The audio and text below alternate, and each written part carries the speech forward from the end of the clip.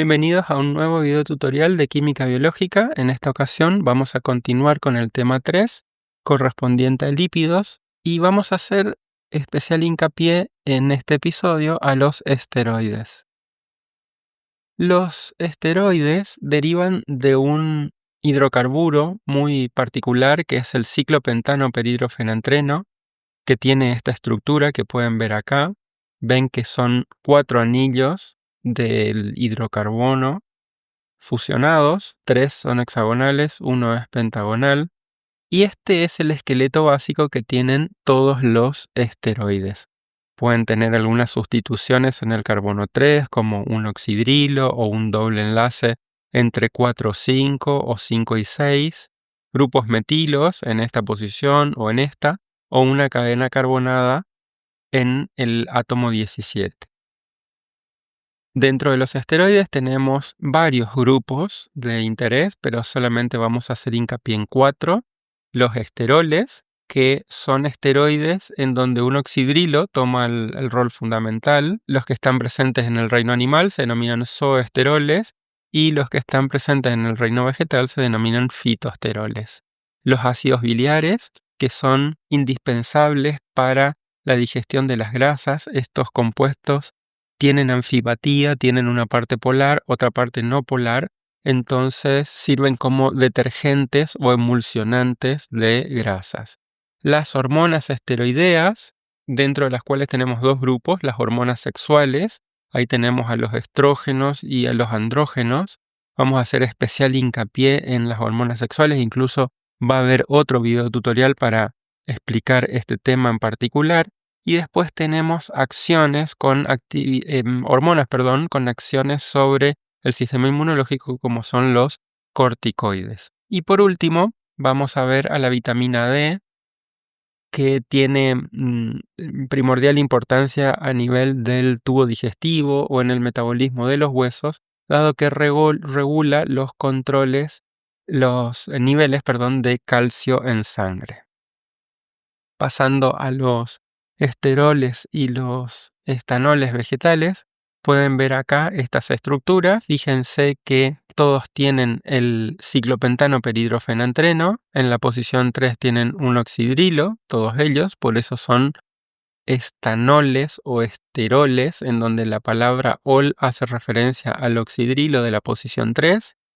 En este caso tenemos una insaturación. En la posición 17 tenemos diferentes cadenas carbonadas. Fíjense que todos tienen estructura muy similar, algunos difieren en un doble enlace o en esta posición otro doble enlace, etc.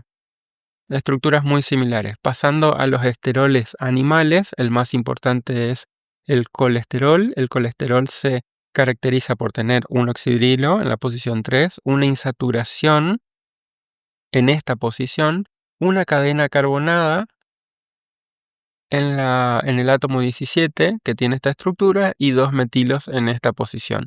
Fíjense, el lanosterol, por ejemplo, que está presente en la lana de las ovejas, tiene una estructura muy similar, con algunas diferencias, como por ejemplo este doble enlace y este doble enlace.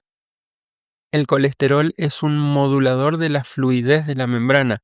Fíjense que tiene anfipatía porque esto es un extremo polar y todo esto es una cola muy hidrofóbica. Entonces el colesterol puede intercalarse entre los fosfolípidos de membrana y en los lugares a donde la membrana está mucho más fluida, porque los fosfolípidos tienen ácidos grasos no saturados, sino que tienen más bien insaturados. Entonces en esos lugares el colesterol puede formar asociaciones y aumentar la fluidez de la membrana. En cambio, en otros lugares a donde hay fosfolípidos con colas de ácidos grasos muy saturadas, en esas zonas hay un aumento de las interacciones de Van der Waals. En esas zonas la membrana se pone mucho más rígida, entonces el colesterol puede intercalarse entre esos fosfolípidos, romper esas interacciones y así aumentar la fluidez de la membrana. Entonces,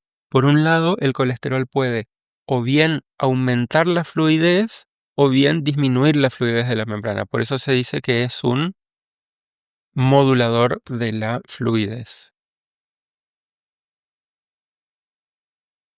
Pasamos ahora a los ácidos biliares. Los ácidos biliares tienen también el ciclo básico del ciclopentano perhidrofenantreno. Tienen en la posición 3, en la 7 y en la 12 oxidrilos que tienen la particularidad de estar por debajo del plano que forman los carbonos del ciclopentano perhidrofenantreno. Entonces, los diferentes ácidos cólicos difieren en las posiciones de los oxidrilos. Si comparamos el ácido cólico con el desoxicólico, por ejemplo, que tiene oxidrilos en las posiciones 3 y 12, y el queno desoxicólico, que tiene en las posiciones 3 y 7, pueden ver que estos dos tienen un oxidrilo menos que este.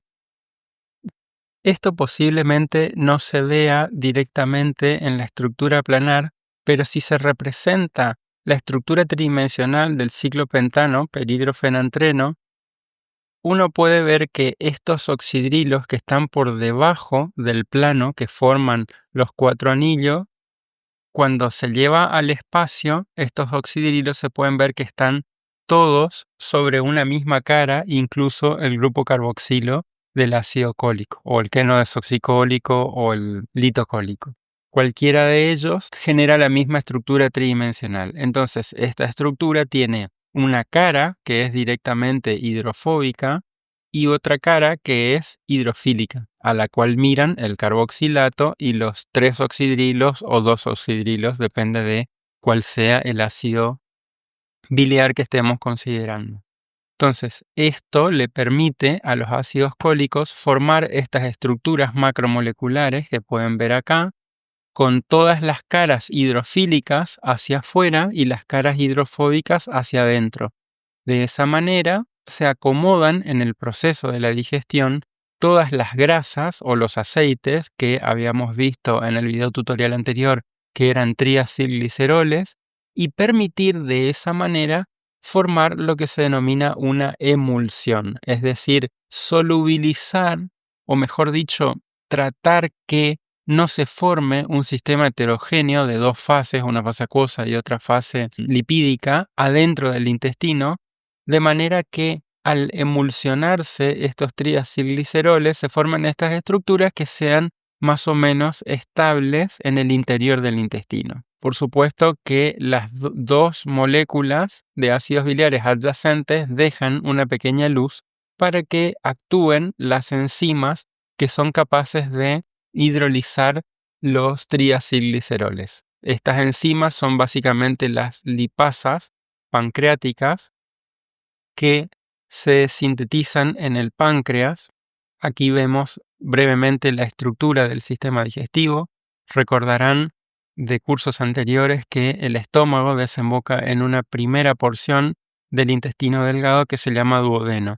El duodeno tiene 3 partes, una parte pequeña, una segunda descendente, una tercera y una cuarta que es más bien sigmoidea y que desemboca en el intestino grueso.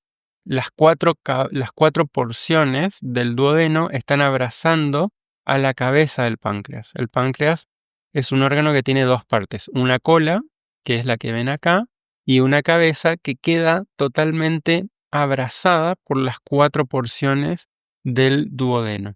En la segunda porción desembocan 2 cosas, el conducto excretor del páncreas y un conducto biliar que se forma por la unión del conducto hepático y el conducto cístico. Estos 2 conductos vienen, el primero, el conducto hepático, viene del hígado y el conducto cístico es lo que viene de la vesícula biliar. La bilis es un compuesto que está formado por agua, sales, iones y principalmente los ácidos biliares. Esta bilis es sintetizada por el hígado y se acumula en la vesícula biliar. Luego que se produce la ingesta de los alimentos, en el proceso de digestión, la vesícula biliar, en respuesta a una hormona que en realidad fabrica el intestino delgado, excreta la bilis y la bilis se deposita o se acumula en el interior del intestino delgado, particularmente la segunda porción del duodeno. Entonces, en este lugar es a donde se forman las micelas y entonces las enzimas pancreáticas que fueron sintetizadas en la porción excretora, digamos, del páncreas, pueden actuar sobre las micelas y favorecer al proceso de digestión de los lípidos. Muy bien, pasamos ahora a las hormonas sexuales. Nosotros en esta unidad solamente vamos a estudiar las hormonas sexuales de naturaleza lipídica. Pero a modo de resumen, y esto lo van a estudiar mejor en fisiología, quiero que sepan que todas las glándulas que fabrican hormonas en el organismo, como por ejemplo las glándulas mamarias, el propio tejido adiposo, el útero, el riñón, la glándula suprarrenal, tiroides, los testículos, los ovarios, todas estas glándulas están bajo el control directo de una glándula maestra que se encuentra en el cráneo, que se denomina hipófisis. La hipófisis se asienta sobre un hueso del cráneo que se llama esfenoides, particularmente sobre la silla turca del esfenoides, y tiene dos partes. Una parte anterior, que es la que ven aquí en verde, y una parte que se denomina adenohipófisis, y una parte posterior que se denomina neurohipófisis. La hipófisis sintetiza básicamente dos hormonas, la antidiurética y la oxitocina. La antidiurética trabaja sobre el riñón para concentrar la orina y la oxitocina trabaja sobre la musculatura lisa tanto del útero como de las glándulas mamarias. La adenohipófisis fabrica varias otras hormonas. Estas son algunas de naturaleza proteica, otras de naturaleza peptídica. Por ejemplo, la ACTH o adrenocorticotrofina es polipeptídica, pero la hormona tirotrofina, la hormona folículo estimulante o la hormona luteinizante son todas de naturaleza proteica. Estas hormonas, sintetizadas por la adenohipófisis, tienen la función de regular tanto la acción testicular como la acción ovárica o la acción de la tiroides o de la corteza suprarrenal. Vamos a tener otro video tutorial para explicar mejor las funciones biológicas de cada una de estas hormonas, particularmente las hormonas sexuales, LH, FSH, y las que se sintetizan en la corteza suprarrenal, vamos a ver brevemente ahora.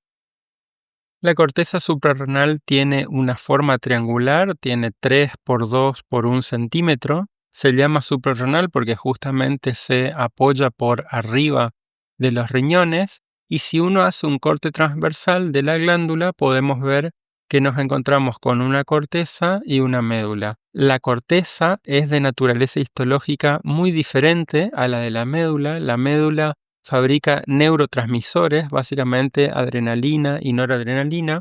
En cambio, la corteza fabrica hormonas, esteroides, corticales, que por eso se denominan corticoides. Si uno analiza histológicamente la corteza, se puede ver que no es de la misma manera, sino que hay capas. La capa más externa o la zona más externa se denomina zona glomerular o glomerulosa. La de adentro o por debajo de la zona glomerulosa se denomina zona fasciculada. Hay columnas celulares, cada una de las células se llaman espongiocitos, y más hacia adentro, ya cerca del límite con la médula, tenemos la zona reticular y finalmente la médula. Cada una de estas secciones glandulares fabrican hormonas diferentes. Por ejemplo, la zona más externa fabrica aldosterona, que es una hormona que tiene que ver con el intercambio de iones entre la sangre y la orina. Una vez sintetizada en la corteza suprarrenal, actúa directamente sobre el riñón. El cortisol, la corticosterona, estos ya son glucocorticoides que se sintetizan en esta zona y tienen que ver más con la inflamación y el sistema inmunológico. Si uno puede atribuir porcentajes a estas hormonas, podríamos decir que un 15% de la aldosterona se sintetiza en la zona glomerular, un 75% del cortisol y los andrógenos en la zona fasciculada y un 10% también cortisol y andrógenos en la zona reticular. Todas estas hormonas, básicamente los glucocorticoides, están regulados por la adrenocorticotrofina, que como vimos recién es una hormona que se sintetiza en el hipotálamo.